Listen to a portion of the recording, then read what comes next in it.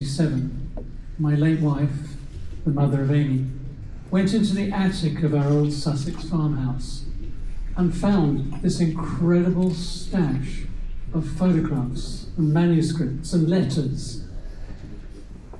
Through this, we created the Lee Miller archive. And in creating that archive, I found a person that I did not know existed.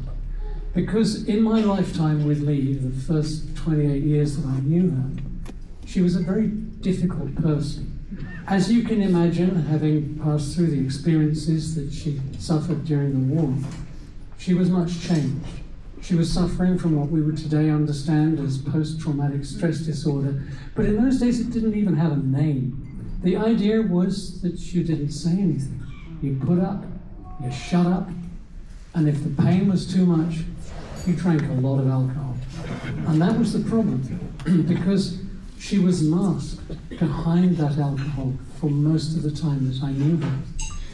And as a small child, a person that you can't really make contact with is difficult to have as a parent. I was lucky. I was brought up by a nanny, a wonderful woman, and she gave me the love and the care I needed. And after a while, as a teenager, my mother and I declared war on each other. And that would have gone on for a long time. But it was Susanna, Amy's mum, who, after she and I had been traveling overseas for a long time, we came home and she met my mum. And she made a bridge between the two of us. We started from opposite ends, we met in the middle, and we became friends. It wasn't going to be a mother and son relationship. It was just like two friends, two battle-scarred warriors who wished we'd been fighting on the same side after all. It was only just in time because 2 years later, Lee died of pancreatic cancer. And about 2 weeks after that, Susanna discovered the archive. We worked on it to begin with. We didn't know what we'd got. And as it began to unfold, I found this person that was astonishing. I had to completely reevaluate this woman I had only known as a useless drunk. And it went on from there, because I was commissioned by Thames and Hudson to write the book, The Lives of Lee Miller. And that started a whole chain of events, because Lee's work began to be known internationally. We had exhibitions, first in London, then in America, then over here. And so it began. And the archive remains a small family business. And one of the key people in it today, the person who's doing all the heavy lifting, is my daughter, Amy.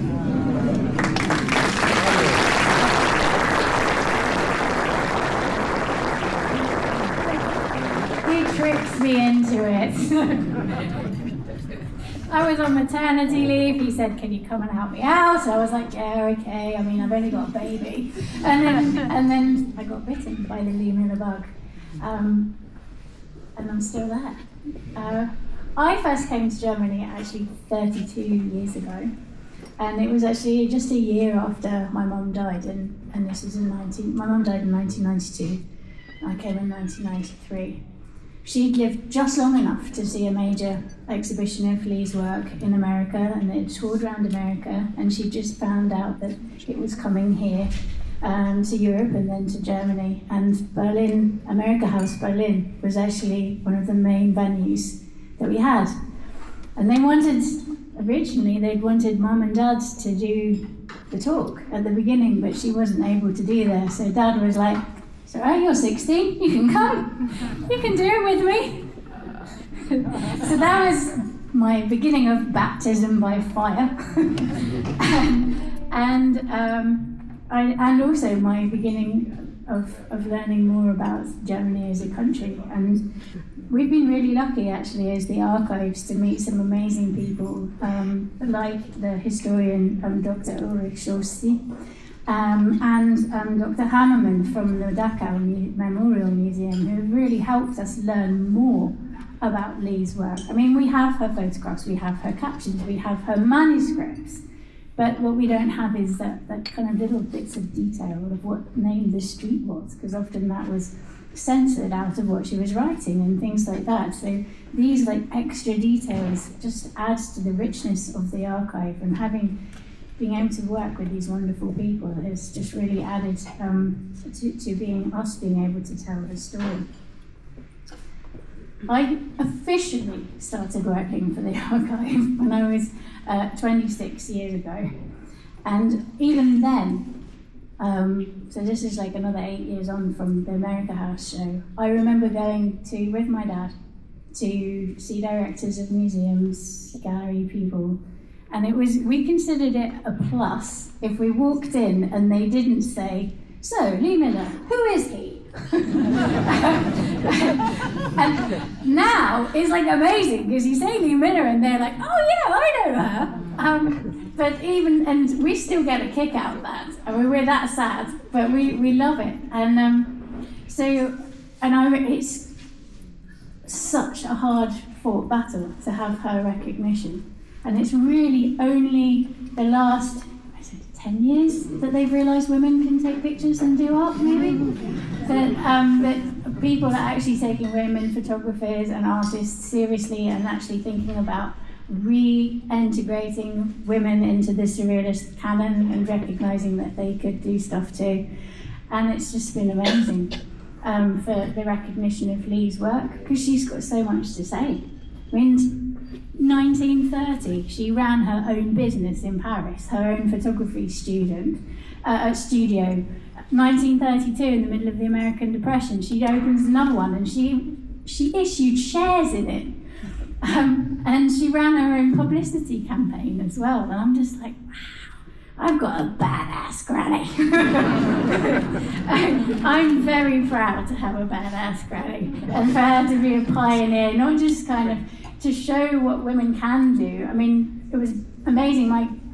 My her parents brought her up for a little girl who was born in 1907.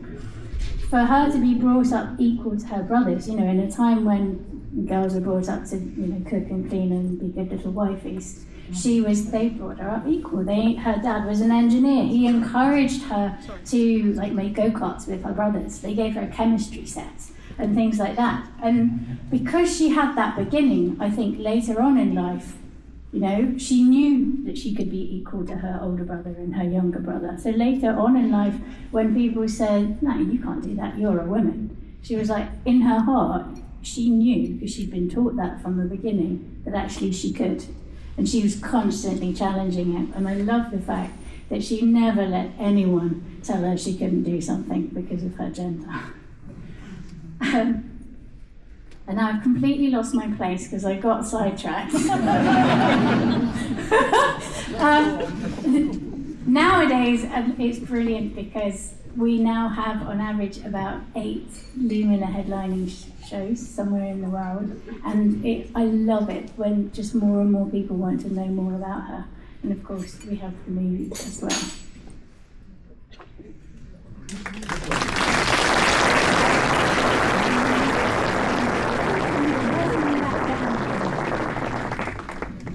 Thank you.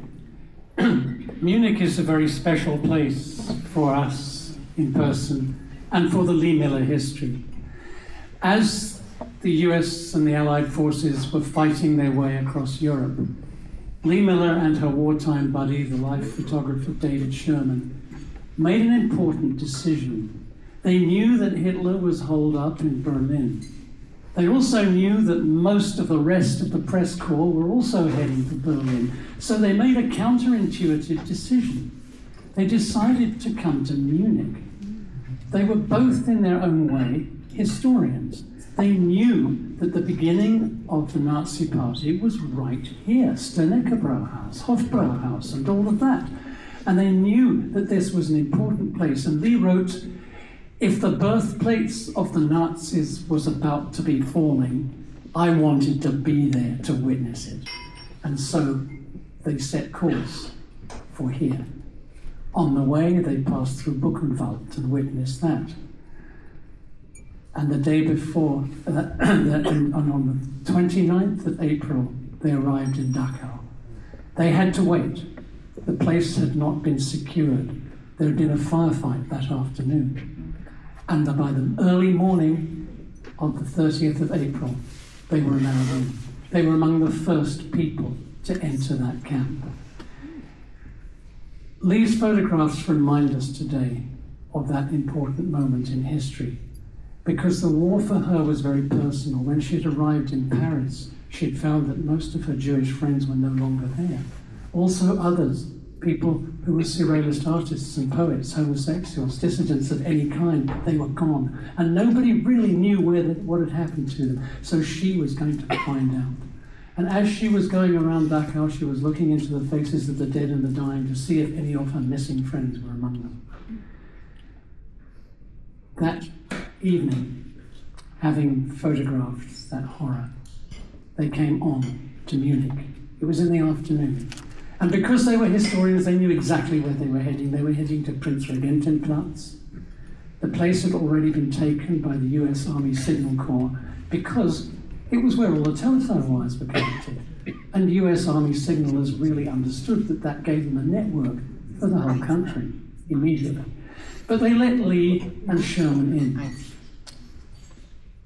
It was probably the only house in Munich that had coal. And as a result, it had hot water. And straight away, Sherman told me they were overpowered with the desire for a bath. They had not had their clothes off in 3 weeks. He said, we stank like a bunch of polecats.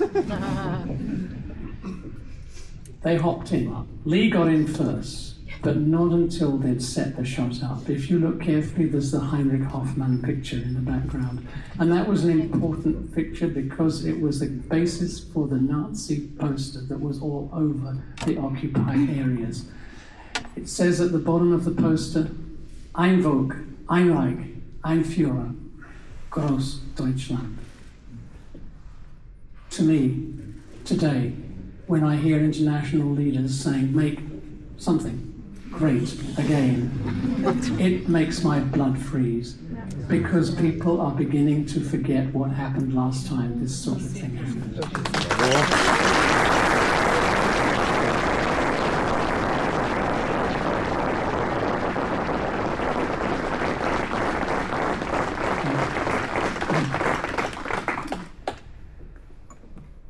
She sat there in that tub, and when you see the photograph, which is right behind me, you'll realize that she's not a guest in Hitler's house, because she has ground the filth of Dachau on her boots into his nice, clean bath mat.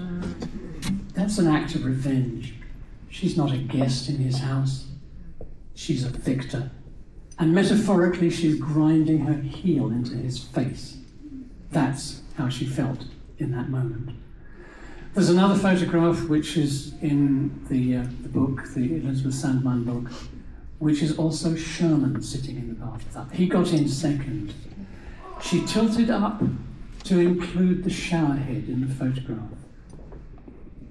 A few hours before in that day, they had been in Dachau, where there was a big building with no windows that says shower bath on the outside. And people went in thinking that it was a nice opportunity to get cleaned up, but of course it was the gas chamber. Sherman is sitting under a shower head in Hitler's bath. Sherman was Jewish. A few hours before, he had witnessed hundreds of thousands of his people dead and dying. That is such an ironic metaphor in that photograph. And this is what we get with Lee's work, because ultimately, at the core of her being, she was a surrealist. She could bring to you the images, but whatever was going on behind the images is of equal importance, the metaphor, the parable, if you like. So she's giving us so many different layers of information. If you look at these photographs here, they're wonderfully chosen. And I'm so glad that they're part of your 0 hour. We see pictures of the Bürgerbrau house. We see pictures of the town hall. We see pictures of Munich, badly bashed up. What we also know is that just around the corner here, a few hundred yards away, a few hundred meters away, was the Erem Temple. And Lee photographed that as the final symbol of the end of the Third Reich. I'm so proud Lee's photographs are chosen to be part of your 0 hour acknowledgement here. And it really is so important to me and to Amy and the rest of us who work with this material that we feel that Lee's work still has a purpose today as a witness to the history that we're in danger of forgetting. There is a wonderful line in a poem by an Spanish-American poet called Santayana. Those who ignore the past are condemned to repeat it. I think you'll agree that is never a more important moment to remember that than now. Thank you so much for being here, and thank you for inviting Lee Miller to be part of your event.